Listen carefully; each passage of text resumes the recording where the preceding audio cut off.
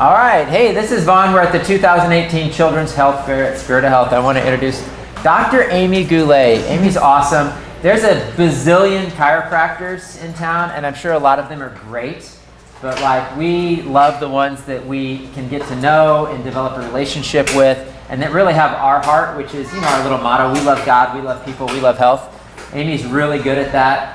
She's really good with our family. My wife loves going to Amy. She's great with children, and that's another big bonus. She's going to be talking about like pediatric chiropractic. So we just love her heart, her passion, her desire for family and connection. I love all the hilarious things you post on Facebook. But she's just a really neat person, and she really knows her stuff, and she's really good with kids, but I think it's really important today. So I will turn it over to you. Thanks, you. Amy.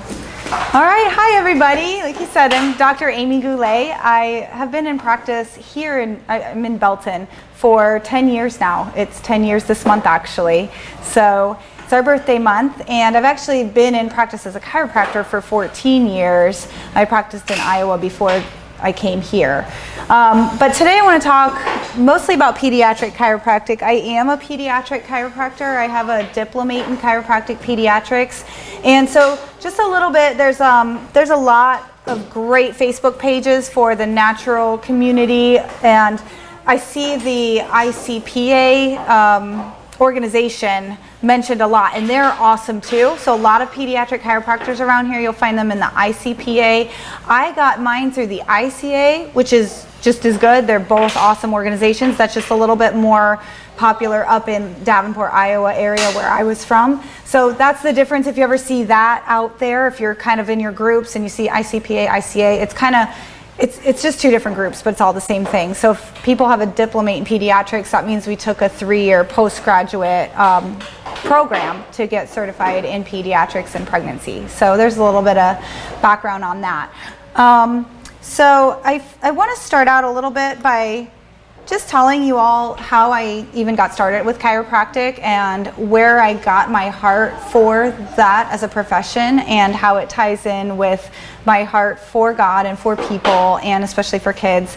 So I didn't grow up with chiropractic care, unfortunately. I really did need it my whole life. I was actually born with forceps, and so that can be the birth process can be rough on a baby anyway, on their spines, but when you have interventions like that, it can really mess up their little necks, and then later on their whole spine down the road. And so I actually have scoliosis. I didn't know that until I went to chiropractic college and got x-rays, and I saw some big huge curve. Oh, I didn't know. I should have known because I'm all crooked, but I just I didn't think much of it. And I grew up pigeon-toed, and so I compensated for that. So I'm not pigeon-toed, but my knees will still go in. So I have all these issues even still now that makes me wonder, gosh, I wonder what would have happened if my parents had known about chiropractic and taken me to the chiropractor when I was a baby or when I was a child.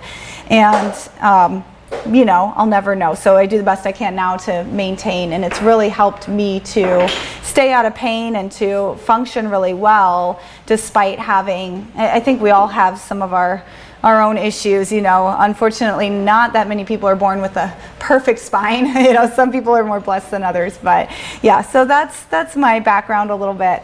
I actually discovered chiropractic when I was about probably in the age range of 16 to 18, and my now husband, who is my best friend in high school, his mom worked for a chiropractor. So I used to go watch him get adjusted, and I was always really fascinated by it, and it kind of scared me. They would do the neck manually, and I don't know about that. And so, but I actually went to one of their healthcare talks, and it was all about wellness care, and I'm going to talk about that in a little bit, but it was all about how chiropractic doesn't only get you out of pain, but it helps your whole body to function better.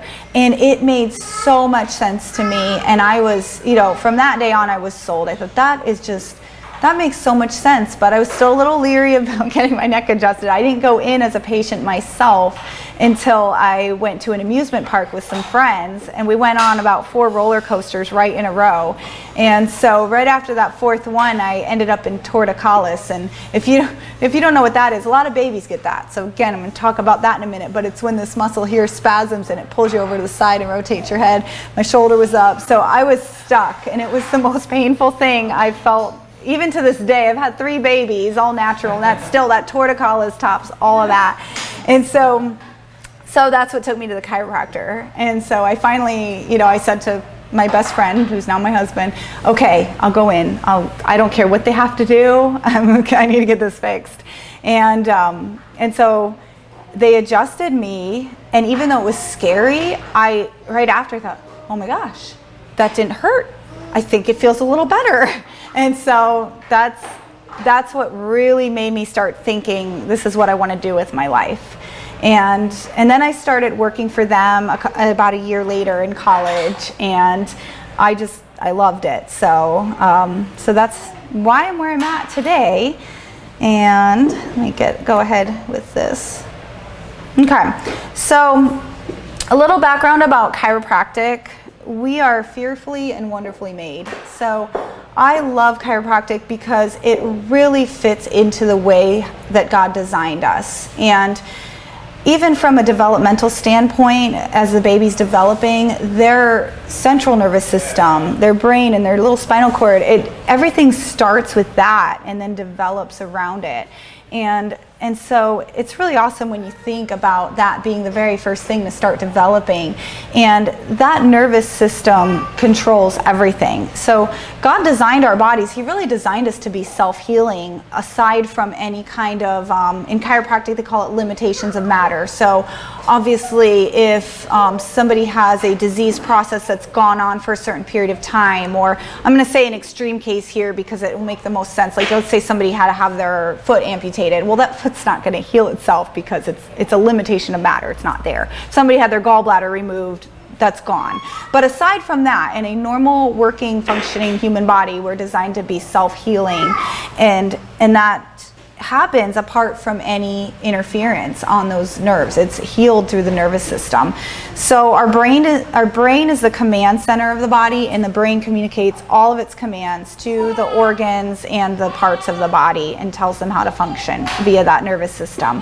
So this system knows how to diagnose and heal itself, again, like I said, without interference, without you even thinking about it. So think about if you cut your finger even, and how the body it stops the bleeding, puts the skin back together, and then in a short amount of time, you can't even tell where that cut was. And you didn't even have to do anything for that. Just the body just does that. So, so it's just really awesome to rely on that first. In our society, and you guys are all really health minded, which is awesome.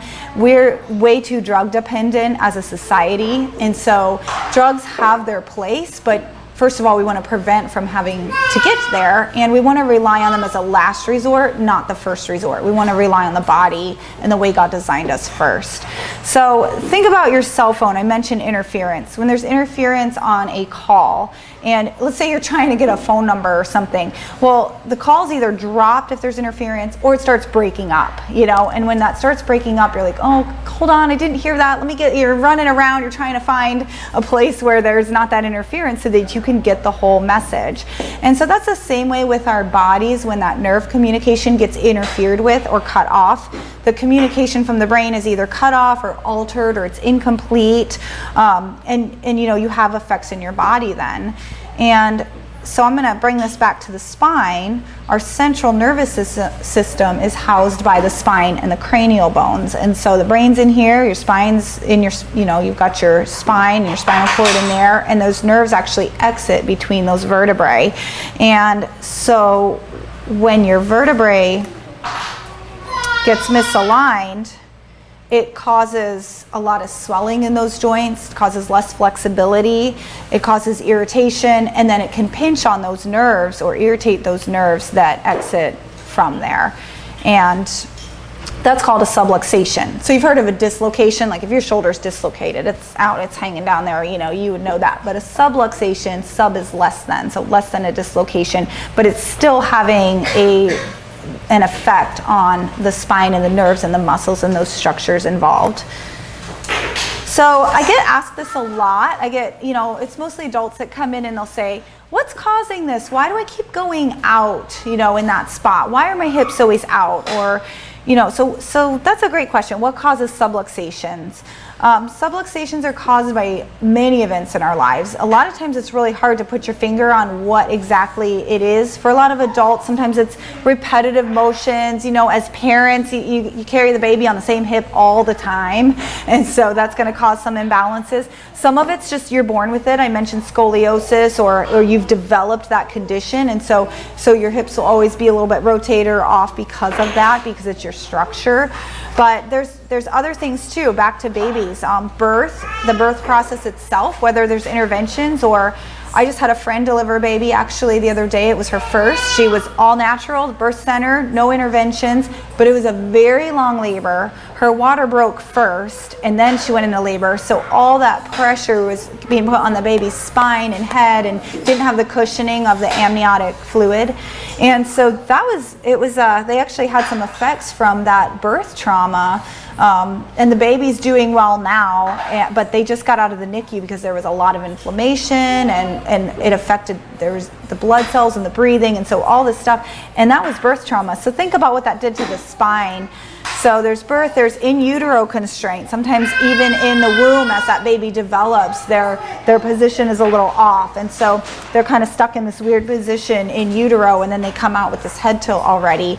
As they grow, there's falls and accidents. Baby rolls off the couch, or when they start learning to walk, they trip and fall a lot, hit their heads. Heavy backpacks in school, posture, sports, all take a toll. Stress is a big one. So we think about all those other things are physical, and that makes sense. Like you fall and hurt yourself. Oh yeah, you can throw something off a little bit. Well, think about your shoulders. So with stress, how we carry stress in our shoulders a lot of times. There are people that'll carry it in their back, or if they have a weak spot in their spine or in an area of their body. Anytime they're stressed, the pain is right there. It affects that joint. Even problems with the organs can feed back to the spine. It's like a loop. It's like a clothespin. So think about, or a safety pin, think about a safety pin, how when that's closed, it forms a circle. It's a continuous path, and you open that safety pin and that signal can't get through. But yeah, organ problems can feed back to the spine and cause subluxations. Subluxations can feed to the organ and cause the organs to have issues. Toxins is another thing. Environmental toxins, that's hard to escape from. Food, if we don't always eat the right things.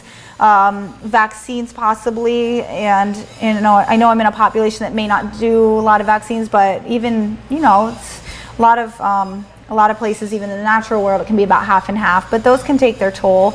And just wear and tear, like I was saying, like the physical things in our lives. So with adults, a lot of it's degeneration that's built up over years. Like you think about runners and their knees, eventually their knees wear down. And if they had some misalignments in the knee, it's going to wear down on the one side more than the other. And so that happens in our spines too. So all of those things can play a role in our spinal health and cause the muscles to be affected and those misalignments to happen and the pressure on the nerves. So, like I said, the nerves control all of our function. The heart rate, the breathing, stomach, digestion, all that's controlled by nerves. And so in babies, breathing, that's huge in babies. So think about SIDS. They're doing studies now where babies that die from SIDS, they're showing that they have upper cervical, upper neck subluxations. And so the brainstem sits right there. So if you think about a misalignment, or these babies that have their occipital bone shoved up under their neck there, that's pressing on the brainstem and can really affect breathing. I actually just met a colleague of mine who, when his daughter was born, she wasn't breathing. She started turning blue, and he adjusted her and she was fine. She took a big deep breath, got her color back, fine from then on. But when it's not that drastic, you don't catch that, and this irritation is just taking its toll. That can be really scary. So it's really important to make sure their upper neck is moving well, and then you don't have that pressure. Even from a standpoint, like let's say that baby's laying on their tummy and they get their face stuck in the blanket or something and they can't turn. So even from a biomechanical standpoint, if they can't get their head where it needs to be, that can put them more at risk too. So sucking, swallowing. I see a lot of babies with the tongue tie issues, and we work with that. I do craniosacral therapy as well, and I work with another professional does the body work too. So if they need more than what I'm doing in my office, I'll usually refer out for additional body work. But the adjustment can help with that, because the sucking and the swallowing, that's all controlled by nerves. Everything's controlled by the nerves. So you get the pressure off the nerve, and that baby has better function. And I'm going to throw this in now, is to say what I'm going to get to is a lot of testimonials of what we see in our office. But my associate, Dr. Kenny, he doesn't specialize in pediatrics, but he sees a lot of kids because we do at the office. So he adjusts the babies too. So baby came in and was having trouble nursing, and a functional assessment was done by the lactation consultant, and you should score at least an 11 or higher. That would be a good score. This baby scored a 2. So starting to become failure to thrive. The pediatrician was saying if this baby doesn't start gaining, I'm gonna have to go to the NICU, and pushing them to supplement and everything else. And so the lactation consultant referred the baby in to us, and they needed an appointment. I wasn't there, so Dr. Kinney adjusted her. He doesn't do cranial work. He does a little bit, but I'm the one that knows the craniosacral therapy. Just that adjustment, he adjusted the C2 vertebrae, and the next day that baby saw the lactation consultant, scored a 9 on that functional assessment. So that's how powerful the adjustment is. And we see that kind of stuff all the time. It's amazing. So, and then muscle tension that affects, if your muscles are tight, those lymph nodes can't drain, and then you get pressure in the ears. Constipation's a big thing we see with kids in our office. That almost always, you adjust that baby and they're gonna poop. I said, bring a change of clothes, bring a diaper, don't forget the diaper bag, because once we adjust their little sacrum, they're going to the bathroom. And so, and even just immunity, and even allergies have responded to care, because chiropractic, again, it goes back to allowing the body to heal itself. And so that the body wants to be in homeostasis, and that means balance. So you think about temperature control even. When you're hot, you sweat. That's homeostasis. Your body knows how to cool you down. And when you're cold, you shiver. So again, that's homeostasis. Homeostasis means that it's the body's natural ability to bring itself back to a balance. And so chiropractic care, you get the pressure off the nerves and that irritation off, and the body can maintain homeostasis. So that's how it works. It doesn't, if you get adjusted and you didn't have a problem with constipation, it's not necessarily going to make you go to the bathroom. But in somebody that has that issue, it's because there's a problem, and you restore that proper nerve supply without the irritation, and things are going to work better. So as you can see, subluxations cause more than just the back and the neck pain, and they can cause, and the degeneration that happens from joints not moving properly, but it affects our health and mobility. They affect our health and mobility long term as well. So the longer that goes on, I mentioned how babies can be misaligned from the beginning, from birth. So the longer that goes on, the more severe the stages of degeneration become. You get more severe stages earlier, and the more severe health problems can become as it goes on.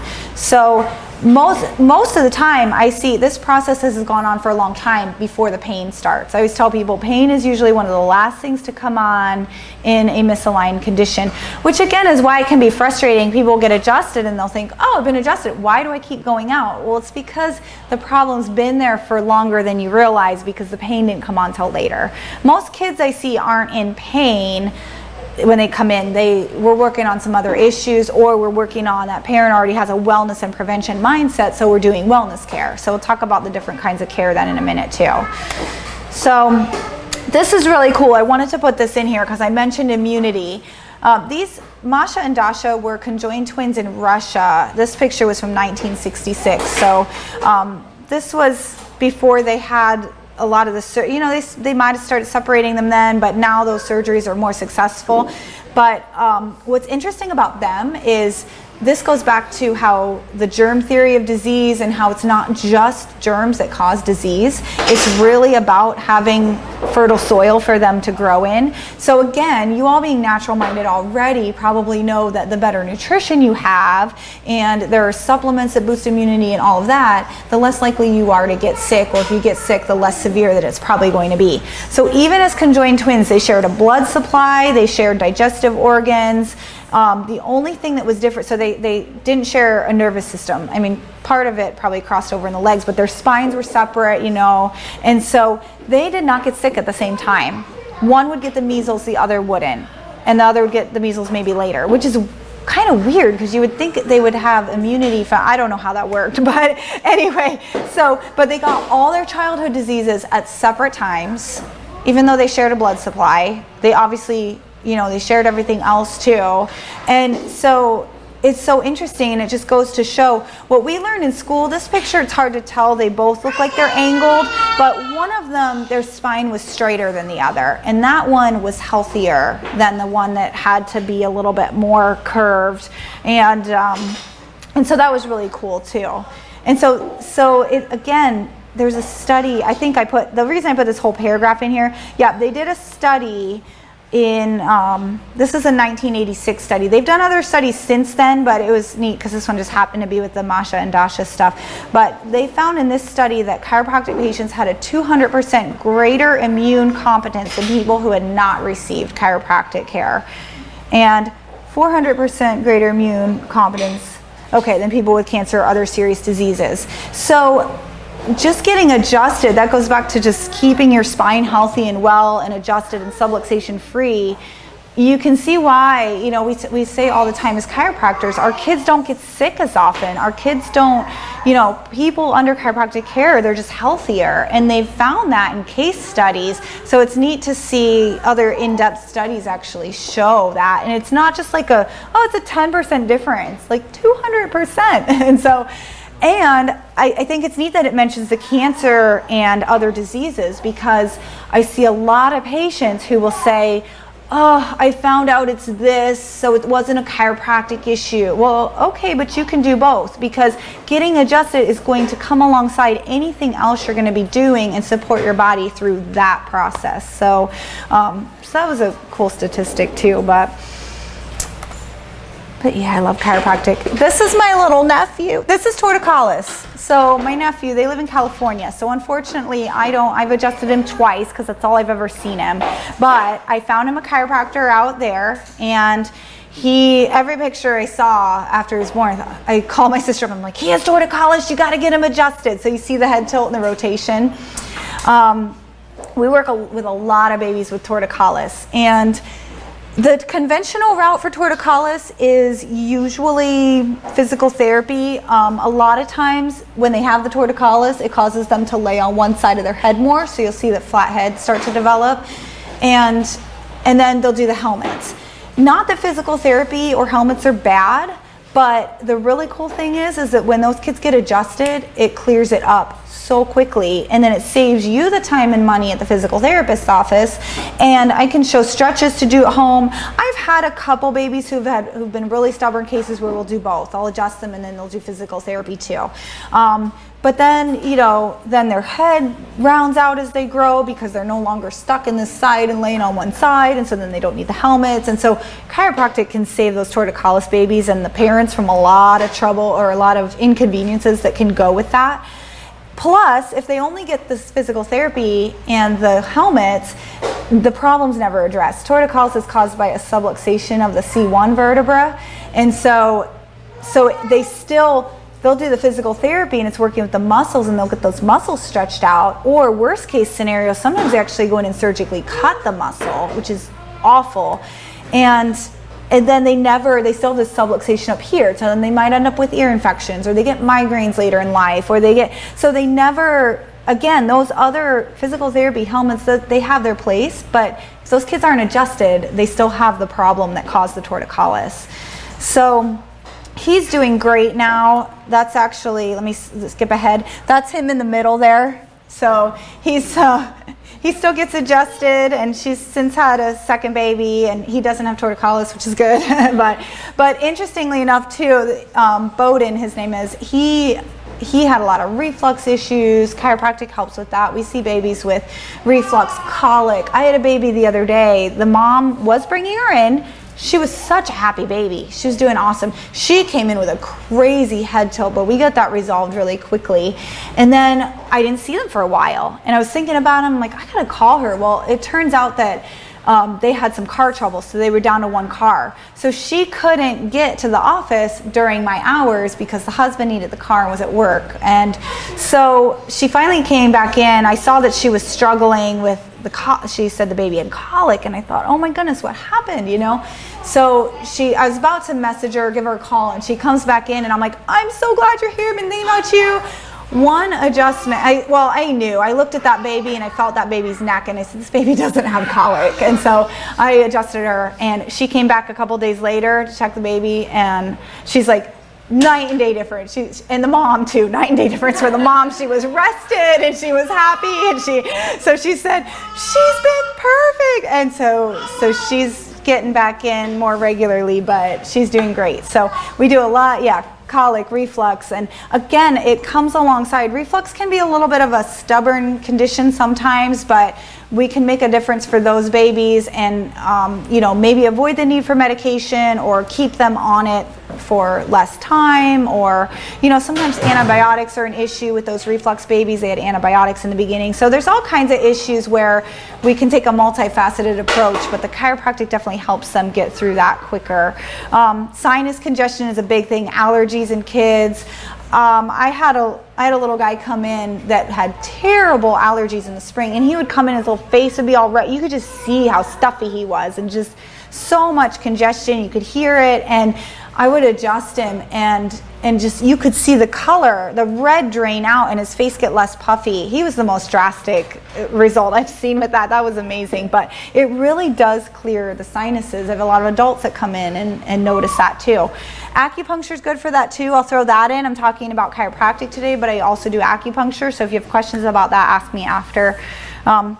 ADHD and sensory processing issues, a lot of those, especially the sensory processing issues, can stem back to like the retained newborn reflexes. We can work with desensitizing that, the adjustment and the cranial work that I do. I've got a set of twins right now. One has ADHD and the other one doesn't. They're about 8 years old, and you could blindfold me, and as soon as I put my hands on their upper neck, I know which one has ADHD, because she's wound so tight.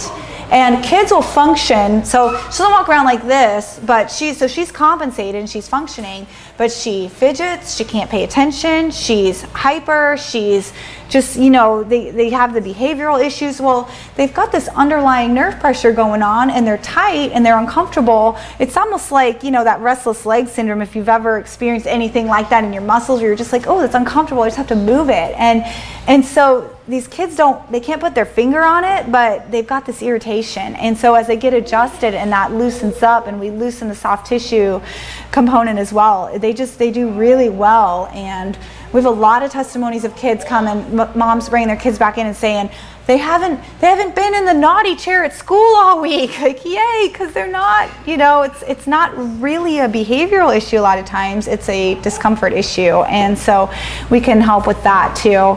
I mentioned constipation, colic, reflux, the torticollis. Growing pains, I hear a lot about that too. That's most of the time, that's a sacrum issue. So basically the spine, that bone misaligns, and it refers pain to the knees. And so they get their sacrum adjusted.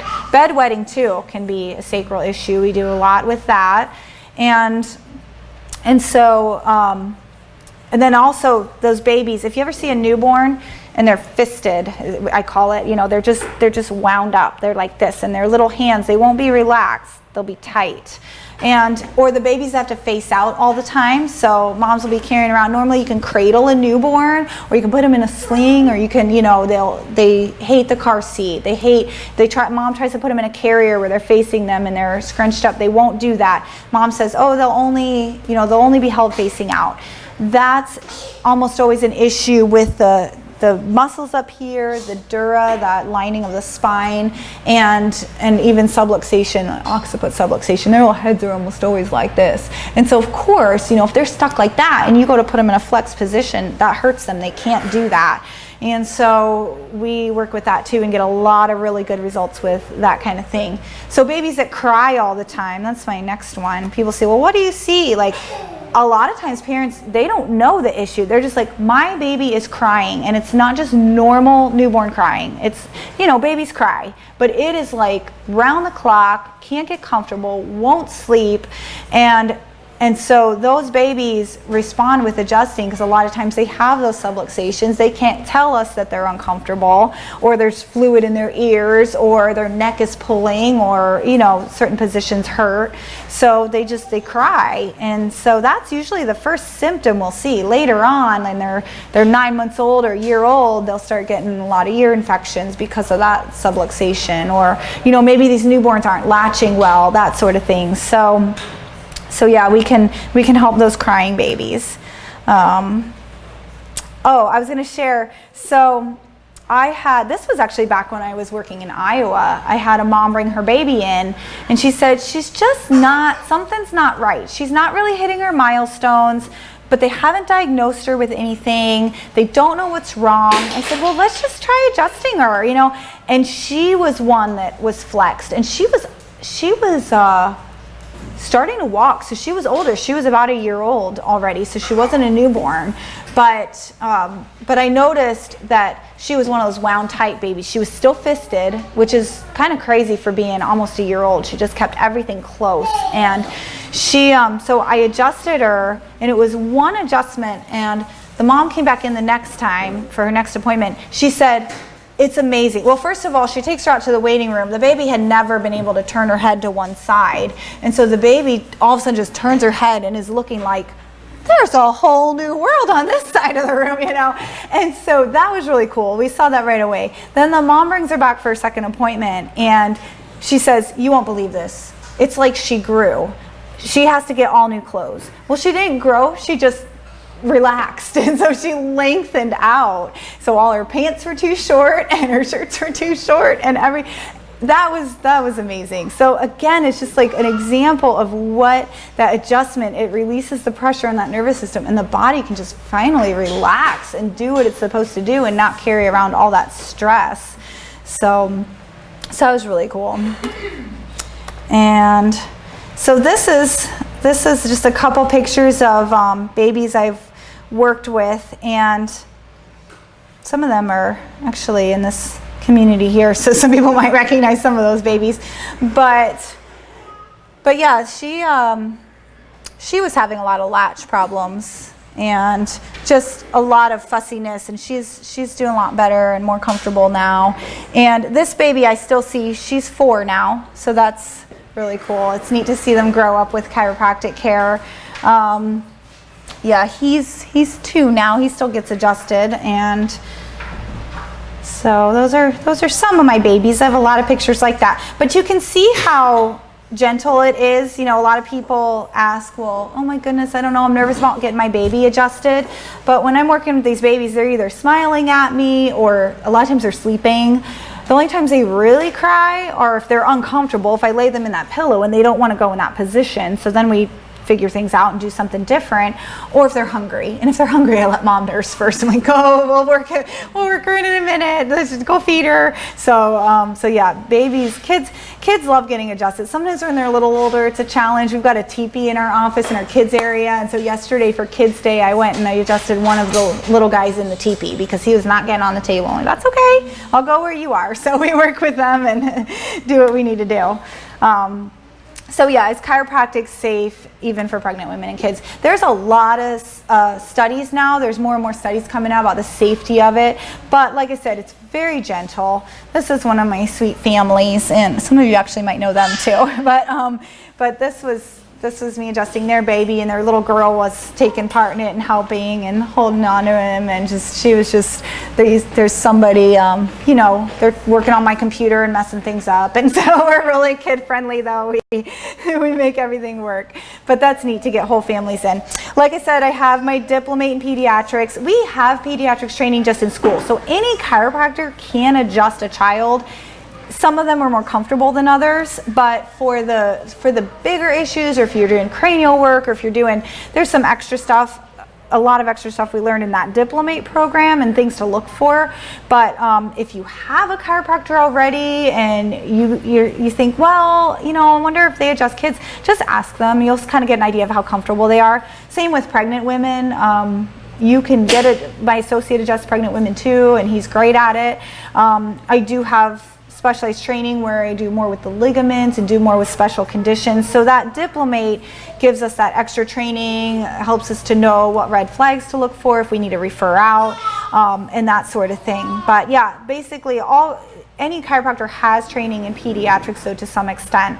So also, the adjustments are so gentle. It's been likened to, you know, when you check the ripeness of a tomato, it's that gentle. It's not like snap their necks, you know. That's not, I mean, I don't really do that with adults either. I do manual adjustments, but you can do that gently as well. But with kids, it's a gentle adjustment. Pregnant women too, because they have a lot of relaxin in their system, so you don't want to adjust a pregnant woman to, you know, with too much force. And so we're aware of that in our office. And again, there's some websites here, the ICPA for kids.org. I'm trying to get on that one because you can get on, that's not the organization I went through, but they have a lot of really good research and resources and research articles that you can look up for certain conditions if you're curious about that, or the ICPApediatrics.com, and that's the one I went through, and they've got some resources too. So yeah, again, there's specific techniques we have. And even for elderly and fragile conditions, or people who have had surgery, I get asked all the time, can you work with it? I had this done, can you work with this? And my short answer, I'm like, well, do you have a spine? And so like, I can work with anybody. So there are techniques that I can make work for anybody and be gentle or work around certain areas. So again, we do pregnant moms too.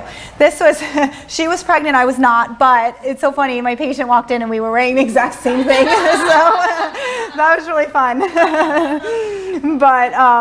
But chiropractic, you might have heard people going for breech babies. There's a technique that, the technique itself doesn't turn the breech babies, your body turns the baby, but the technique releases the ligaments and the sacrum and the pelvis and just allows room for that baby to do what it was designed to do naturally and turn in that perfect position. So transverse babies, posterior babies, you know, so therefore, if we get the baby in a better position, chiropractic care can decrease labor times. Studies show that it decreases labor on an average of 4 to 5 hours, which is a big deal when you're in labor. If you can cut 4 or 5 hours off of that, amen. So, plus, you know, anybody that's had kids or is pregnant now knows that you get a lot of back discomfort or in the hips, and there's just so much that relaxin circulating. It makes your pelvis all loosey-goosey, and you just, you know, go out of place a lot easier, and it's uncomfortable, but we can help with that. A lot of rib pain I get with my pregnant patients, and so we get improvement with our pregnant moms, which is awesome, because normally as you get bigger, things kind of go downhill, but when they're coming in, they actually, oh yeah, I feel better, I'm feeling better. So that's really cool. Again, in utero constraint, when you're adjusted when you're pregnant and that baby's in a better position, that's less pressure and stress on the baby in there too, so it's good for the baby. Preterm labor, there's actually a technique that can help get that baby to shift off the cervix if somebody's going into preterm labor having contractions. So I like to let my pregnant moms know that, because obviously, you know, if things are starting to go, you're going to go to the hospital, you're going to go to your midwife, and they have ways to stop it. But if it's like, if you've got time to get in quick, it just might, you know, there's a technique that will, again, let that pelvis shift and get that baby up off the cervix to stop that labor. So that's really cool. Or if they've been coming in the whole time, hopefully that won't happen, because that pelvis won't be shifted in that way. So again, prevention is always a lot better than needing an overhaul or needing some intervention later. So yeah, so basically there's a lot of changes in pregnancy. So the earlier you seek care, the better, and you know, it can prevent a lot of those problems and issues and make your labor shorter and easier. How am I on time? Do you guys know what time it is? You got about 7 minutes. Oh, perfect. It's almost done. I just wanted to make sure I wasn't going over. Okay, so this is where, I'm talking about chiropractic care. I'm talking about wellness care and prevention. And we get, you hear all the time, oh, I knew it. Chiropractors always say, once you go to the chiropractor, you have to keep going. And you guys have probably heard that before. And my first thought is, why wouldn't you want to? But also, what other doctor really is that not the case with? You go to the eye doctor and they say, okay, your eyes are good. Don't come back until you're blind. Or, or the dentist, we just had a dentist speak. We talk about prevention with dentistry and how you want to take care of your teeth and maintain them for your whole life and keep your teeth for your whole life. And so obviously there's things you can do on your own to maintain, which is great. I love when people are healthy and they're moving, they're exercising, stretching. Nutrition plays a key part because I talked about the toxins and how they even feed back to our spine and causing subluxations. So the healthier you are, probably the less often your maintenance care needs to be. But maintenance care is good because it's good to take care of your spine, good to get those subluxations adjusted to prevent health problems, keep your mobility, and then this is interesting too. So we're living a lot longer nowadays. There's people living 80, 90, 100. And if you've got I just read a statistic, a child that's 5 years old today has a greater than 50% chance of living to be 105. So it's going to become more the norm to live longer.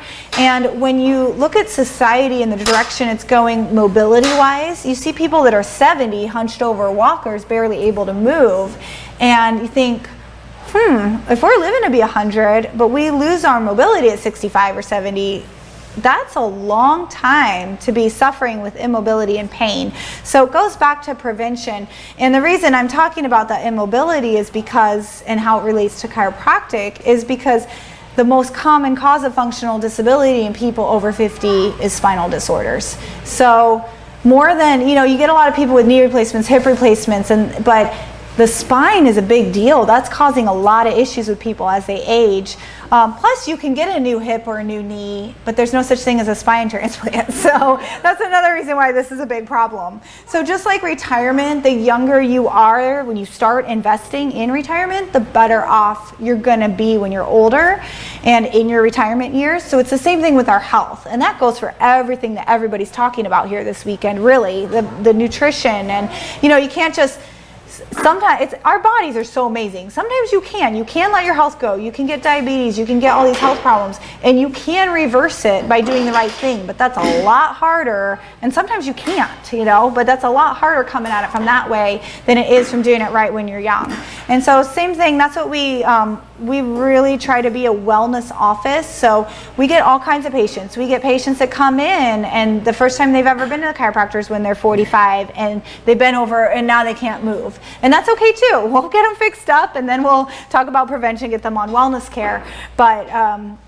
But yeah, we see all kinds of patients. We see the ones that call like, hey, I'm hurting, I need to get in. And then we've got ones that are consistently once a month or every other week or every 6 weeks. And so, but that prevention is so much better than the overhaul that people often need down the road. And so we have wellness plans too. You can talk to me about that afterwards. And then just how do you get started?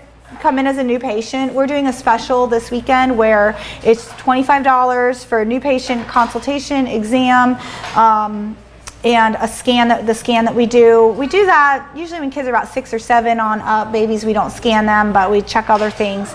Then you come back in for your report of findings, the second visit, and decide from there whether to start care. But anyway, so that exam and the scan that first day is $25. Kids, a lot of times I'll adjust them the first day or somebody's been adjusted, just the adjustment's separate, just so you know that. We don't always do that, so those first day services consist of the exam part of things and the consultation. So we'll check your insurance benefits if you have insurance. We do have Kids Day the first Thursday of the month where that's right now it's $15 on the first Thursday for kids to get adjusted. They do have to be established patients first, so if you're interested in that, we get them in as a new patient and then they can hit the Kids Days. And told you about the new patient special. And that $25, we're donating that to Exodus Christ. So everything we get from this weekend from people that schedule, that's going to Exodus Christ. It's going to a really good cause. So that's all I have for everybody, but I'll be available for questions afterwards too. What's that? What is Exodus Club? Oh, Exodus Cry is an organization here locally that raises awareness about human trafficking and works to get people rescued from human trafficking. So, yeah, I love them. They do a lot of really good work. So apply to babies to do that $25. Yes, yep. So with the babies, a lot of times the babies, I do adjust the first day. The 25 saves adults money. Normally we discount it anyway. We discount to 40, that initial scan and exam and everything. So this is discounted a little bit more. And then with babies, usually I want to say it's 28. So you save a few dollars with that too, but it makes it similar to the regular cost of their first appointment. If they get adjusted, then that's the adjustment's additional to that. But that gets them in for their initial visit and consult. So, yeah. Yep. So you're down in Milton. Yeah. Yep. What do you recommend for someone further north, like in the Northland? Oh yeah. I have a friend up there. I'll look some stuff up for you after and give you a couple names. Yeah. Oh yeah. No, go ahead. Do you test for like food intolerances or allergies? I don't. I refer out for that. I know. Do you do that here, Vaughn? Or okay. Yeah. Usually I send a lot of people up here to you guys for like the nutritional stuff. This is such a good resource here, and it's so close that we kind of stick with the chiropractic side of things and just really make that our focus. But we very much support the other local businesses like the Lawrences here and refer out to that. So. And then you had a question? One thing that really bothers me is seeing mothers with this sling thing. They put the baby in there and give the baby a roll. Yeah. Talk about that. Yeah, we do. So when my patients come in, I like to do a lot of patient education too, things they can be doing, whether it's an adult or a baby or mom with a baby, you know, things they can be doing at home to help prevent their problems. Because if we know the source, like if it's an adult that's always doing a certain thing a certain way, well, yeah, we want them to stop that so they don't keep messing themselves up. So same with babies. If I see them in a weird position or they're in their car seat and they're like this, well, then they need, you know, it's good to have a little bit of support. Sometimes with car seats that's hard because you want to keep the car seat safe, but just things. I show them stretches to do. If it's a carrier issue and I see that, I will talk to them about carriers. I know quite a bit about that, but there's some other resources in the community that do baby wearing classes, so I pass out those resources too, that they can go learn about different carriers and different holds. And so I love this community because there are so many great resources for if somebody needs that and it's more than what I can provide in the office, then I give them those resources. But yeah, I do talk about that with them, that, you know, that's dangerous too, to have that baby's neck all scrunched up like that. They can't breathe. Like it would block Their airway, yeah, exactly. Yep. So yeah, it does. Yeah, that'll say that in the sling. Like if you buy a sling, it'll say that not to have them in a flexed position like that. They have to keep their airway open. So it's like the carriers too that are that don't support their legs in like that frog leg position, that kind of let them hang. That's really bad for their hips. And so we'll talk about that too in the office if that's an issue. So Every time I see those in cringe. I know, but those are, it's usually, Is that a good one? I think so, yeah. Yeah, does it keep the legs? Yeah. They're wide seats. Yeah, exactly. They're cheap, and then also it's those babies that will only face out, and so they put them in there, and the baby's happy in the moment but it's a bigger issue. That baby needs work because a baby should be able to flex. So. Do one more question if there is one. Okay. Thank you so much, guys.